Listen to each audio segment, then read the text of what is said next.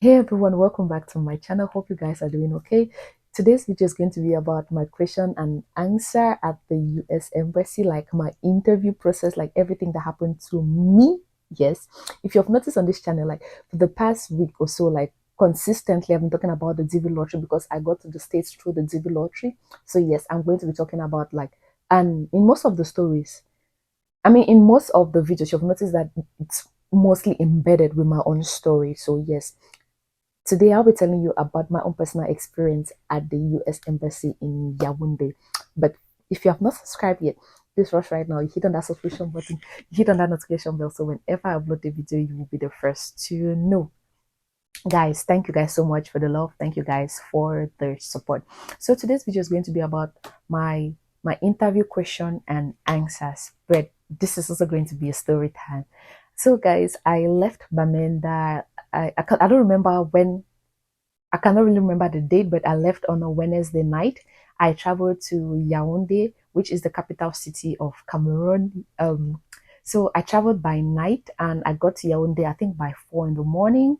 And guys, I slept at the park. Yes, I got to Yaoundé by 2 in the morning. So I slept, I slept at the park, guys, and it was cool. I slept on the iron benches that were there because in Yaoundé, like where the park is, it's known for like people. There are lots of thieves there. Not only thieves, like people get robbed, they get raped, others even like they kidnap people from there and then they later get killed or something. So I was trying to avoid all that, so I slept in the park. It was a rough night, guys. So that morning, I called my host and I told him I had arrived, and he was like, "Why didn't I call him in the night to let him know I had arrived so he could come pick me up?" I was like, "Nah, it's okay." So from there, um, I took my shower. I took my shower, and then, as I said before going for the interview, you always have to make sure you're dressed formal, guys. Like it's a formal occasion, you have to dress formal. Don't dress in any kind of way. Dress the way you want to be addressed. That's what I'm just going to say. But dress corporate, like dress dress in a formal way. So yes, I got dressed and we headed to the embassy. Guys, I cannot, like, the number of people that are standing on the line, people that want to leave Cameroon. Hey, like we had so many people on that line. And as I said, like it goes by number, like that your case number, right? Your case, it goes by case number. So that day, I think that was when they're processing like all the people who fell under like the case number. Oh yeah, I think is it the case number or the case number, but they have a way in which they process it.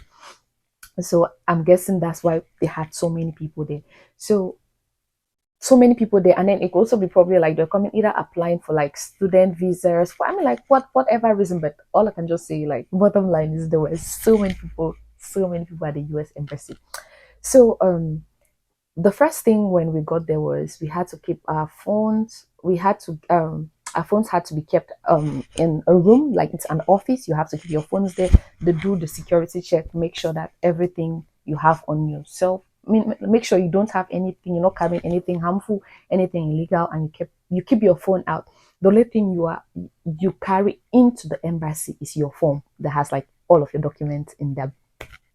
So yes, I went into another question that someone be asking, like, what are the documents you take? Like, you take all your documents. Like, I took up what was in my folder was my advanced level, my birth certificate, my passport, and then another document. I'm going to. I cannot really remember, but I know that I can really remember that those were the documents that I had with me that day. And then, oh yes, with the appointment letter that stated that I had this is the day I had my interview. And then I think we also had to go in with some money or so. Yeah. So I went with all that. And so that was what was in that form. So when we went out there, we're sitting in the like we had like an area, sitting area with so many people, guys. Like people's tensions were rising. Everybody was anxious, like they were praying. Like from the depths and depths of them, everybody were praying that they should get the visa. And me, like guys, I'm supposed to be that I've never really had the anxiety to travel out of Cameroon. Like traveling out of Cameroon had never really been like number one on my list. So I was just there. Honestly, I was indifferent. Like to me, it did not even really matter. I don't know, but this might sound some kind of way, but honestly, now I understand and I'm enjoying the fact that this actually happened to me. I'm grateful. don't get me wrong, I'm grateful, but then I was really indifferent because in my mind I had other plans for myself. So as we're sitting in the as we're sitting in that area, people were like having this, like people were talking, getting to know each other. Others were asking like, "Oh, did you win through this? Did you win through that?" And then other people that already had their interview that were coming out were like, "Oh my God, what happened? What questions did they ask you?" But we're not allowed to talk to them because the officers were like, "Once you're done, you head out, you shoot out, you don't stay in there. You just have to go." So we did not have the opportunity to talk to them. So when it was my turn, I went in there and I wasn't even feeling, I wasn't pressured. I wasn't pressured. I was just there. I was just indifferent. So I'm guessing that's why, like, to me, I did not even overfeel that tension or anything. I was just indifferent. So when I went and it got to my turn, I moved up to the kiosk and I greeted the guy. I don't know if he was one that greeted me, but I remember that we exchanged some pleasantries. And so the first question he asked, like, what was my name? I know you think it's a silly question. Yes, he asked what my name was. And he also he asked me just simple questions. It took just about 3 minutes. He asked me what my name was. I told him my full names. He asked me like if I have the advanced level. I said yes. He asked me what papers I passed in. I told him. And yes, guys, they checked. Mhm. They checked that information. He asked me which state I'll be traveling to. He asked me what I'll be doing in the United States. And then he also asked me, yeah, he asked me my name. He asked me my level of education. I told him he did check that information. He asked what state I'll be traveling to. He asked me if I have a host. Yes, another thing he asked me was if I have a host, which I said yes. And then like what I was meant to be doing in the States. And that was just it. My questions were so easy, straight, and direct. For deep lottery winners, like if you don't get your visa approved, it's because I don't know, because it's always direct. You most likely always get your visas approved, except you did something wrong, except your information is inaccurate. But for DV lottery winners, you always you always get your visas approved. So that was just it. And he was like, congratulations, May, your visa has been approved. You're going to come back in the next 1 week to get your visa. And when we were leaving that day, they told us to come after a week. So a week, a week came and I came. Okay, a week after I came back to collect my passport. So in my passport, they had a stamp of my visa, which shows, which told me when I had to, which stated like the expiration date and all that good stuff. And yes, my entrance, like the visa it's also another way to say yes, you are now permitted to travel to the States. So that was that day I got my visa, and then they also gave me an envelope. In that envelope, they tell you not to open it until you get to, in fact, not until you even get to the United States. They tell you don't open the envelope till you get to the United States. And when you get to the United States, even if it's a United States, you will not open it. It is going to be an officer, an immigration officer that is going to open that envelope. If you open that envelope, that is just a simple instruction. Like if you open the envelope, where are you traveling to? Like it's just a simple instruction that is going to cost you a lot. If you open that envelope, yours is done. Like there is no way. Where do you want to travel to? So you have to make sure that envelope you don't open it. So another thing, a very pertinent point I want to raise here, like please open your ears and listen to this. I did have a mistake on my name the day I was going for my interview.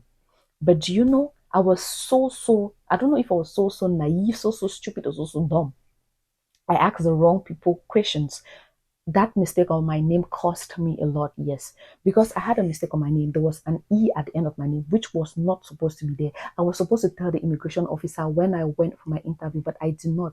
Instead, when I came in, I saw that mistake. You know, the person, I was instead asking the officers that were there, the security officers, no, they don't even have any idea about. So when I asked, they're like, oh no, it's okay, everything is good. But no, it wasn't good, guys, because that mistake cost me like 3 years waiting for my green card to come. Yes.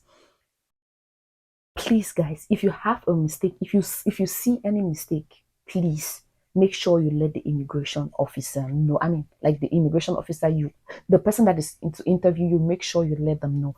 And even at that, I don't know, like I don't know if it's because I did not just care, like I had this carefree attitude.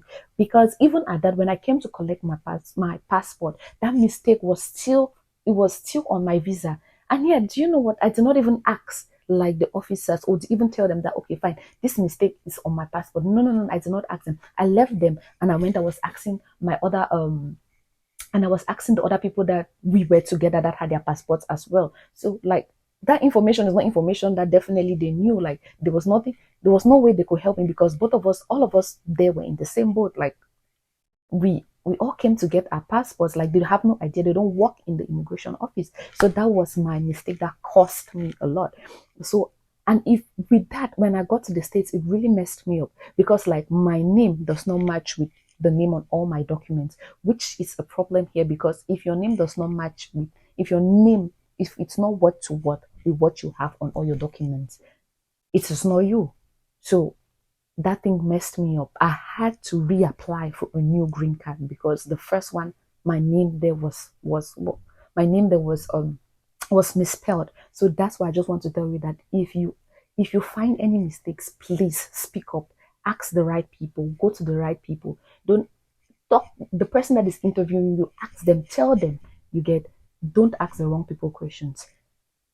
Anyways, guys, that's all I had for you. And yes, that was how my own interview process went. Like that was everything that happened. I hope you learned one or two things. And yes, guys, as I said, this is my story on how I got to the States and everything relating to the DV lottery. I will be sharing all that information with you. So this is my own story. Please, the comment section is yours to use. Tell me your own story down in the comment section. I'll be more than happy to hear your own story. Thank you guys so much. Thank you for the love. Thank you for the support. And don't forget to subscribe. See you all on my next one. Bye.